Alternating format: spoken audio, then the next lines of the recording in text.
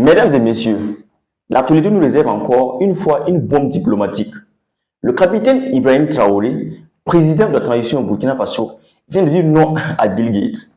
Oui, vous avez bien entendu. Le milliardaire américain, connu pour ses projets humanitaires, à travers sa fondation, avait proposé une solution radicale pour lutter contre le paludisme, modifier génétiquement les moustiques afin d'éradiquer la maladie.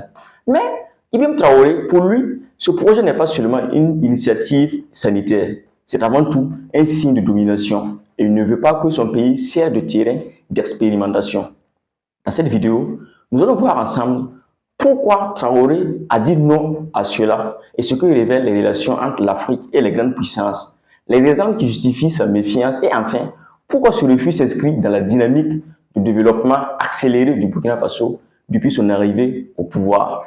Le paludisme est l'une des maladies les plus meurtrières en Afrique. Chaque année, il tue des centaines de milliers de personnes, principalement des enfants. Bill Gates, via sa fondation, propose depuis plusieurs années une solution radicale, modifier génétiquement le moustique pour le rendre incapable de transmettre le paludisme. À première vue, cela peut sembler révolutionnaire, un avancée scientifique extraordinaire. Mais pour Ibrahim Traoré, ce projet cache des zones d'ombre. Pourquoi vouloir tester cette technologie en Afrique et précisément dans des pays fragiles? Pourquoi imposer une solution que la population locale n'a pas choisie? Et surtout, quels seront les effets long terme sur l'écosystème, sur la santé humaine et sur la souveraineté des pays africains? C'est en posant cette question que Traoré a décidé de refuser l'offre de Bill Gates. Pour le jeune capitaine, ce genre de projet n'est pas neutre. Modifier les moustiques à grande échelle, c'est jouer avec la nature et transformer tout un pays en laboratoire. Traoré y voit une nouvelle forme de colonisation. On impose à l'Afrique des solutions technologiques sans en mesurer les conséquences réelles en fait. En réalité, ce n'est pas seulement une question de santé publique, mais de souveraineté aussi.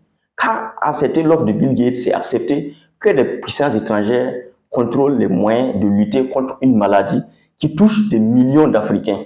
Et pour Ibrahim Traoré, l'Afrique doit être maître de ses propres solutions, ses propres choix sans dépendre de philanthropes milliardaires occidentaux comme Bill Gates par exemple.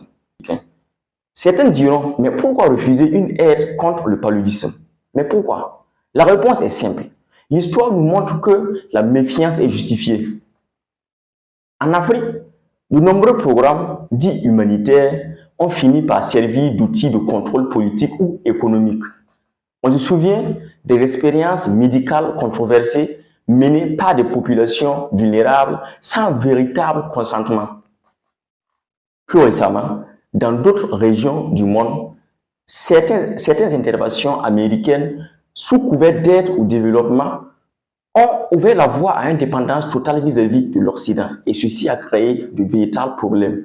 Ibrahim Traoré n'oublie pas que les États-Unis et leurs alliés ont souvent utilisé l'argument l'aide pour imposer leur agenda. C'est pourquoi il dit non à la domination, non à l'idée que l'Afrique ne serait qu'un terrain d'expérimentation pour les puissances. Depuis l'arrivée d'Ibrahim Traoré, le Burkina Faso se développe rapidement. Ce refus ne vient de nulle part. Depuis son arrivée au pouvoir en 2022, Ibrahim Traoré a montré qu'il voulait un Burkina Faso souverain, dépendant et tourné vers le développement. Sur le plan sécuritaire, il a réorganisé l'armée et renforcé la lutte contre le terrorisme. Sur le plan économique, il a lancé des projets d'industrialisation, encouragé l'agriculture locale, mis en avant l'exploitation nationale des ressources. Sur le plan diplomatique, il choisit de diversifier ses partenariats, notamment avec la Russie, la Turquie et la Chine, rompant avec la dépendance traditionnelle avec l'Occident. Résultat, malgré le défi, le Burkina Faso avance. Et pour Traoré, c'est précisément parce que le pays prend son destin en main qu'il refuse les solutions toutes faites venant de l'étranger. Conclusion. Mes amis, le refus d'Ibrahim Traoré face à Bill Gates n'est pas simplement un détail diplomatique, mais c'est un geste tout simplement, c'est un symbole de résistance face aux tentatives de domination et d'ingérence. Il dit haut et fort que l'Afrique n'a pas besoin de cobayes, mais de respect et de souveraineté. La lutte contre le paludisme est une cause noble, mais elle doit être pensée et décidée par les Africains eux-mêmes. Et en refusant ce projet, Ibrahim Traoré envoie un message à toute l'Afrique. Nous avons le droit de dire non, le droit de choisir nos solutions, le droit de défendre notre avenir. Et vous, qu'en pensez-vous? Est-ce un geste courageux ou bien une erreur stratégique? Dites-le moi dans les commentaires. Je les lirai tous. Abonnez-vous à la chaîne. Partagez la vidéo pour que la voix de l'Afrique libre continue de se faire entendre.